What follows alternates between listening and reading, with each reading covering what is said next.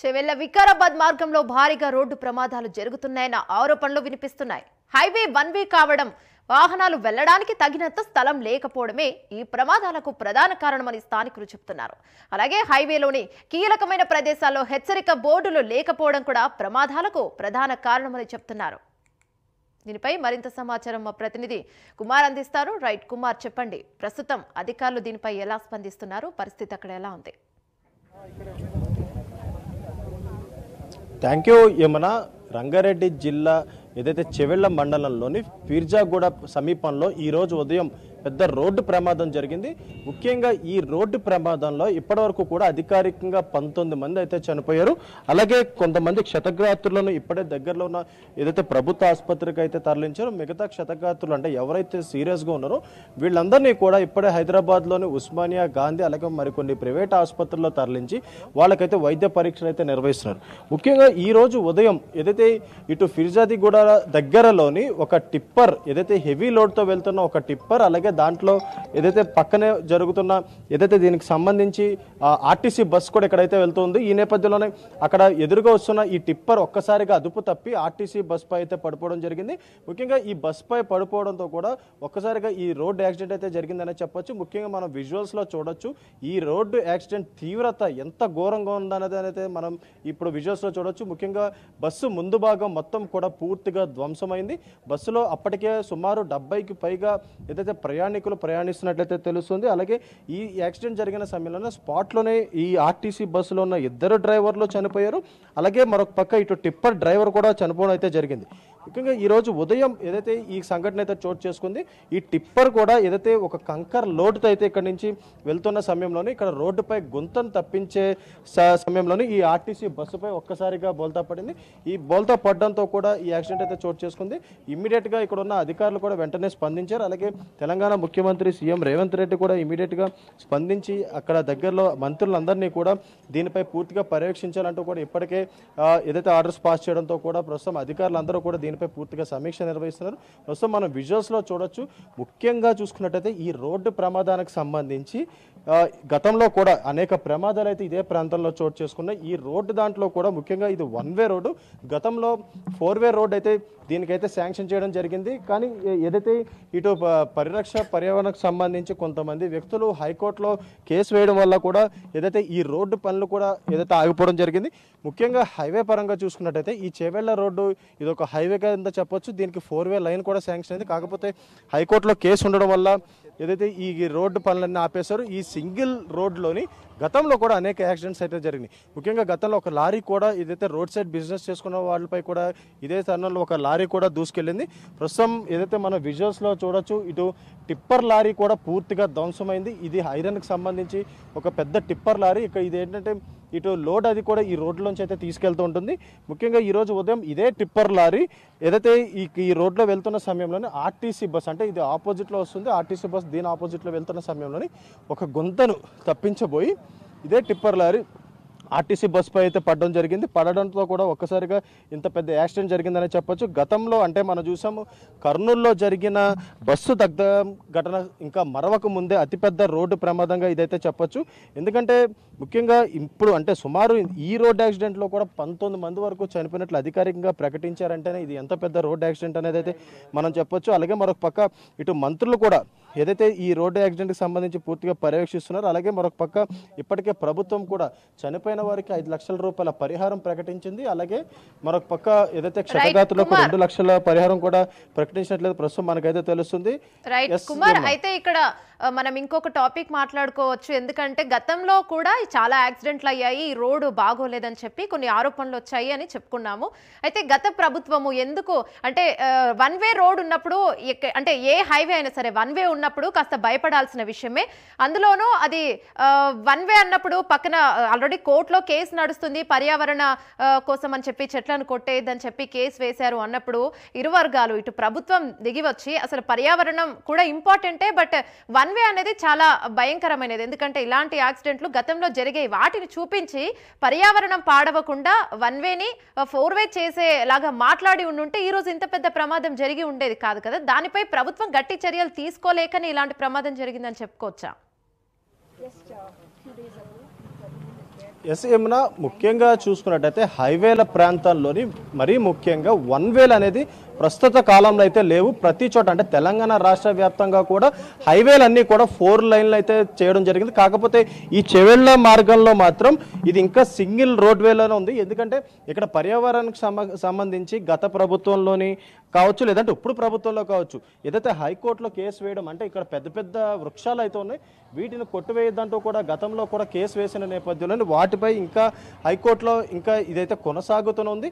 కేవలం హైకోర్టు దృష్ట్యా ఏదైతే దీనిపై స్టే ఉండడంతో ఇక్కడ 4 వే లైన్లు అయితే ఇంకా వెయ్యకపోవడం జరిగింది. ఈ 4 వే లైన్ వెయ్యకపోవడం వల్ల గత 10 సంవత్సరాల్లో కావచ్చు, అంటే తెలంగాణ రాష్ట్రం ఏర్పడిన తర్వాత గత 10 సంవత్సరాల్లో కావచ్చు, లేదంటే ఇప్పుడు కావచ్చు, అనేక యాక్సిడెంట్లు కొనసాగాయి. ఎందుకంటే ఇటు నైట్ టైము ఈ రోడ్లో మెయిన్గా చూసుకున్నట్టయితే ఆర్టీసీ బస్సులు వెళ్తాయి, హెవీ లారీలు వెళ్తాయి, టిప్పర్ లారీలు వెళ్తాయి, ముఖ్యంగా ఇటు లోడ్స్తో వెళ్ళే లారీలు అన్నీ కూడా ఇటువైపు వెళ్తాయి. కాబట్టి గతంలో కూడా చాలా యాక్సిడెంట్స్ జరిగినాయి. కానీ అప్పటి వరకు కూడా ప్రభుత్వాలు అంటే గత ప్రభుత్వం కావచ్చు, ఈ ప్రభుత్వం కావచ్చు, ఎలాంటి చర్యలు తీసుకోవాలనే దానిపై ఇంకా ఏదైతే పూర్తిగా దృష్టి సారించలేదు. ఎందుకంటే గతంలో జరిగిన యాక్సిడెంట్లు దృష్ట్యా తీసుకున్నట్లయితే ఈ పార్టీకి ఇది 4 వే లైన్ అయిపోవాల్సి ఉంటుంది. కానీ ఇటు హైకోర్టు స్టే ఇచ్చింది కాబట్టి ప్రస్తుతం దీనిపై ఎలాంటి యాక్షన్ తీసుకోకూడదు కాబట్టి ఈ 4 వే లైన్ అయితే వేయలేదు. కానీ అది కేవలం దానివల్ల ముఖ్యంగా ఈ రోడ్ యాక్సిడెంట్లు అయితే జరుగుతున్నాయి, చాలామంది ప్రాణాలు కోల్పోతున్నారు. ముఖ్యంగా గతంలో కూడా ఏదైతే ఇటు రోడ్ సైడ్ బిజినెస్ చేసుకునే వాళ్ళపై లారీ కూడా ఇదే తరహాలో దూసుకెళ్ళినప్పుడు కూడా అనేక మంది అప్పుడు చనిపోయారు. ఇప్పుడు తాజాగా ఈరోజు ఈ రోడ్ యాక్సిడెంట్ వల్ల కూడా చాలామంది చనిపోయారనే చెప్పొచ్చు. ముఖ్యంగా ఈరోజు జరిగిన ఈ దుర్ఘటన మాత్రం ఏదైతే సుమారు 19 మంది వరకు కూడా అధికారికంగా చనిపోయారని ప్రకటించారు. కాబట్టి ముఖ్యంగా చూసుకున్నట్టయితే ఈ రోడ్డు సంబంధించి మాత్రం చాలా ఎక్కువ ఆలోచించుకోవాల్సిన అవసరం అవుతుంది. ఎందుకంటే చేవెళ్ళ హైదరాబాద్ అంటే బీజాపూర్ హైవే ప్రాంతంలోని అత్యంత దారుణమైన రోడ్డు ప్రమాదాలు అయితే జరుగుతుంటాయి. దీని ఫలితంగా అనేక మంది ప్రాణాలు కూడా కోల్పోతున్నారు. ఈ ప్రమాదాలకు ప్రధాన కారణం హైవే 1 వే కావడం మరియు వాహనాలు వెళ్ళడానికి తగినంత స్థలం లేకపోవడం. కేవలం దీనివల్లే ఇక్కడ ఎక్కువ యాక్సిడెంట్లు అయితే జరుగుతున్నాయి. హైవేలోని కీలకమైన ప్రదేశాలలో హెచ్చరిక బోర్డులు లేకపోవడం. ఇప్పుడు ఈ హైవేపై అయితే ఖచ్చితంగా చెప్పొచ్చు ఇక్కడ ఎటువంటి హెచ్చరిక బోర్డులు లేవు. అంటే ఇటు కరువు రోడ్స్ అయితే ఉంటాయి, ఎస్ టర్న్ రోడ్స్ కూడా ఉంటాయి, కానీ ఎక్కడ కూడా ఇటు హెచ్చరిక బోర్డులు కూడా లేవు. బీజాపూర్ హైవేపై అలాగే అప్పా జంక్షన్ నుండి మన్నెగూడ వరకు కూడా 4 లైన్ల రహదారి నిర్మాణం చాలా సంవత్సరాలుగా కూడా ప్రస్తుతం పెండింగ్లో ఉండిపోయింది. కేవలం దీనివల్ల అంటే హైకోర్టులో కేసు ఉండడం వల్ల ఇవన్నీ పెండింగ్లో ఉండిపోవడం వల్ల ఏదైతే దీనికి సంబంధించి ఈ యాక్సిడెంట్ జరిగిందనే చెప్పొచ్చు. అలాగే మరొక పక్క ఇప్పటికే బస్సు ప్రమాదంలో అధికారికంగా 19 మంది చనిపోయారు. ఇంకా చాలామంది క్షతగాత్రులకు ఇంకా వైద్యం అందిస్తున్నారు. అందులో చాలామందికి చాలా క్రిటికల్ కండిషన్స్ ఉన్నాయి. అలాగే వాళ్ళందరూ కూడా ముఖ్యంగా చూసుకున్నట్టయితే ఇక్కడ ప్రస్తుతం ప్రజలు కూడా ఇక్కడ కొద్దిగా ఆందోళన అయితే వ్యక్తం చేస్తున్నారు. ఎందుకంటే రోడ్డుకు సంబంధించి రోడ్డు ప్రణాళికలు ఏదైతే ఇక్కడ మనం చూడొచ్చు, ఇక్కడ ప్రజలు కూడా ఇక్కడ ఆందోళన చేస్తున్న పరిస్థితి ఉంది. ఎందుకంటే ఎప్పటి నుంచో ఈ రోడ్డు మరమ్మతులు చేయాలని గత ఎమ్మెల్యేలకు కానీ ప్రస్తుతం ఎమ్మెల్యేలకు కానీ వీళ్ళైతే అర్జీ పెట్టుకున్నా సరే ఇప్పటి వరకు కూడా ఎలాంటి ఏదైతే దీనికి సంబంధించి సెక్యూరిటీ తీసుకోకపోవడం వల్ల ఇలాంటి యాక్సిడెంట్లు జరుగుతున్నాయన్నట్లయితే ప్రస్తుతం మనం చెప్తున్నారు. ప్రస్తుతం ఇక్కడ ప్రజలందరూ కూడా పొద్దున్న కూడా ఇక్కడికి వచ్చిన ఎమ్మెల్యేని కూడా వీళ్ళైతే ఇక్కడ నుంచి పంపించిన పరిస్థితి ఉంది. ప్రస్తుతం సీఎం డౌన్ డౌన్ అంటూ కూడా వీళ్ళైతే ఇక్కడ నినాదాలు చేస్తున్న పరిస్థితి ఉంది. అలాగే మరొక పక్క ఈ యాక్సిడెంట్ సంబంధించి ఇప్పటికే ప్రధానమంత్రి నరేంద్ర మోడీ కూడా దిగ్భ్రాంతి వ్యక్తం చేశారు. ముఖ్యంగా ఏదైతే క్షతగాత్రులను వెంటనే ఇక్కడ నుంచి ఆసుపత్రికి తీసుకెళ్లాలంటూ కూడా ఇప్పటికే. అలాగే మరొక పక్క ప్రస్తుతం మనం చూడొచ్చు ఇక్కడ ప్రజలు మాట్లాడుతున్నారు. కొంచెం వదలండి, కూర్చొని ప్రొటెస్ట్ చేస్తాం, పీస్ఫుల్ గా ప్రొటెస్ట్ చేస్తాము. మాకు 5 నిమిషాలు, మాకు 5 మినిట్స్ టైం ఇవ్వండి, 5 మినిట్స్ టైం ఇవ్వండి. మాకు మీకు రిక్వెస్ట్ చేస్తాము, మీకు రిక్వెస్ట్ చేస్తా ఉన్నాము. మినిస్టర్ గారు అక్కడ 3 గంటల నుంచి అక్కడే కూర్చున్నప్పుడు వస్తలేడు.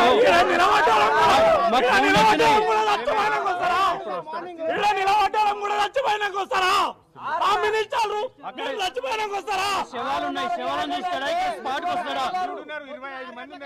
అదే కరెక్టే చూసిండి కదా సార్, ఇక్కడికి రావాలి కదా. 3 గంటలు అయింది, అక్కడే కూర్చున్నాడు. మేము కూడా చూసొచ్చాము సార్, మేము కూడా చూసొచ్చాము, ఇక్కడికి రావాలి కదా. సొల్యూషన్ చెప్పాలి మాకు. మేము ధర్నా చేస్తాం సార్, మేము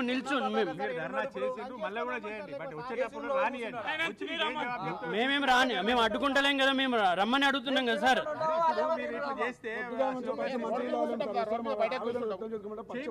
ఇంకేమో సార్ ఆయన ఇష్టంగా మీరు పంపిస్తారు, పంపిస్తారు అంతే. ఏం చేసినా సరే సార్, ఏం చేసినా సరే మేము కూర్చుంటాం. ప్రాబ్లం అయినా సరే ప్రజల కోసం ఉంటాం సార్. వీళ్ళ కోసం వీళ్ళలాగా ఏసీలో వండుకొని మొత్తానికి ఇక్కడ ప్రజలు కూడా ఏదైతే తీవ్ర ఆందోళన వ్యక్తం చేసిన పరిస్థితి ఉంది. ముఖ్యంగా ఇటు రోడ్డు, ముఖ్యంగా ఈ రవాణాకు సంబంధించి రోడ్లు సరిగ్గా లేకపోవడం వల్లే ఈ ప్రమాదాలకి కారణమంటూ కూడా ఇక్కడ ప్రజలైతే ఆందోళన వ్యక్తం చేస్తున్న పరిస్థితి ఉంది. ఇక్కడ నిరసన తెలుపుతామంటూ కూడా ఇక్కడ ప్రజలందరూ కూడా ఇక్కడ రోడ్డుపై బైఠాయించే ప్రయత్నం అయితే చేస్తున్నారు. కానీ ఇటు పోలీసులు ప్రస్తుతం వాళ్ళకి సర్ది చెప్పే ప్రయత్నం అయితే చేస్తున్నారు.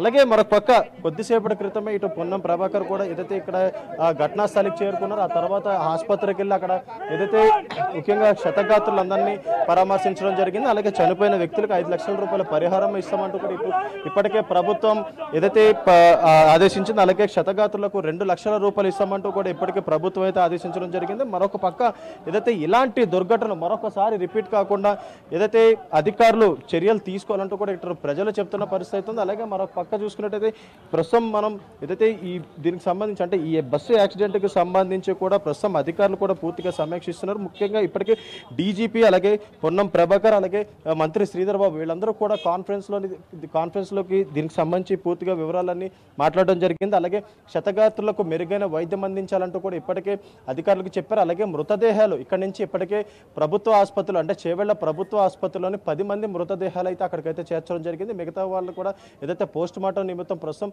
ఏదైతే మృతదేహాలు అయితే తీసుకెళ్లారో ఆ పోస్ట్ మార్టం జరిగిన తర్వాత వాళ్ళ బాడీస్ నంది కూడా వాళ్ళ బంధువులకైతే అప్పచెప్తామంటూ కూడా ఇప్పటికే అధికారులు చెప్తున్న పరిస్థితి ఉంది. ఏమన్నా right, thank you Kumar. Aziz Nagar bypass అన్ని మొదలైనాయి. ఇక్కడ మర్రి చెట్ల ప్రాబ్లం లేదు ఆల్రెడీ. ఇప్పుడు ఆ ప్రాబ్లం కూడా అయింది.